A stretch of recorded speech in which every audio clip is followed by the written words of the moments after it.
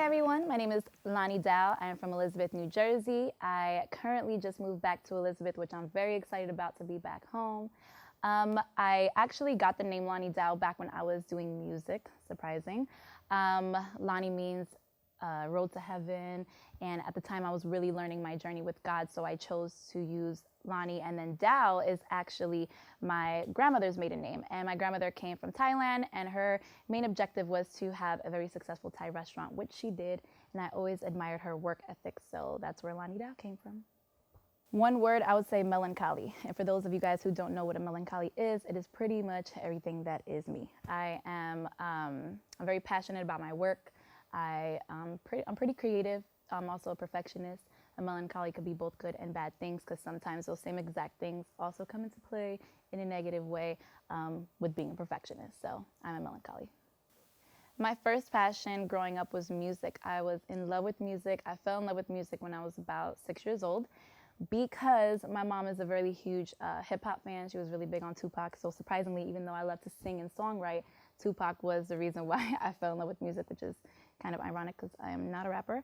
But I fell in love with the artistry of it. I fell in love with really sitting there dissecting lyrics, and I loved the creative concept of music. And so I did pursue music for a couple of years, but I kind of fell out of love with it, and now I am a makeup artist. I fell in love with makeup by accident, honestly. So I have more of an art background. I fell in love with art when I was in 3rd grade because of Claude Monet, who's one of my favorite artists. When I was growing up, I would always paint and doodle, and so I went to cosmetology school to do hair. That was my backup after doing music. I wanted to have a braiding shop. I thought I wanted to do hair, and while I was in there, they taught a makeup course, and I was like, oh, this is really fun. It's pretty much like painting someone and doing art.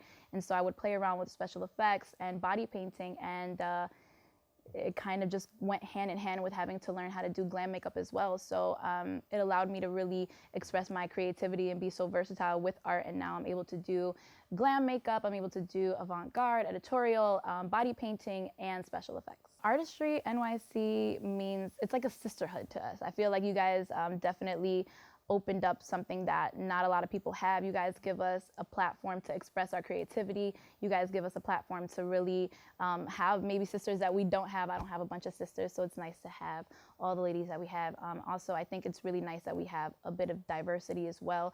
It's a community for women of color. I think that we don't get to see that often, so it's really nice that that Artistry NYC provides that for us, so that's what it means to me. Some of the benefits of being an entrepreneur, I mean, you get to really conduct business the way you want. You get to allow your business and your creativity to speak for itself and for nobody else. And I think that's a beautiful thing, because a lot of the time you have a bunch of creatives sitting in an office or maybe working for somebody else, and they're unhappy majority of the time. And although the road gets a little tough, I think the road of entrepreneurship is so beautiful. You're really allowed to embrace your creativity. When I'm not doing makeup, which is rare, I am with family. I am working on music, because I do still do music behind the scenes sometimes. But that's pretty much it. Oh, and I am a workout fanatic, so I love being in the gym. I have a 5-year-old niece. My brother is a single father, so he needed me and my mom for a lot of help. And so I kind of took on that role as if I were her mother for a few years. And it gets a little difficult because I don't get to see her often. Ooh, that makes me emotional. I don't get to see her often, but oh man, that little girl loves what I do. She loves makeup, so I love that I can show her what entrepreneurship is like. I love that I could show her what being a woman in the field is like, and how we can conduct business. That, you know, sometimes I feel like in business, period, a lot of men look at women like they're superior. Men are superior, and so I love that I can show her that that's not the case. You know, we're smart. We can do whatever we want. We're strong, and to stay motivated and to always work towards your dreams. And so I think that's so important for me to show her that. And when I am around her and I do get to have time to spend with her, we play with makeup and it's fun. So I just turn to God anytime something gets rough.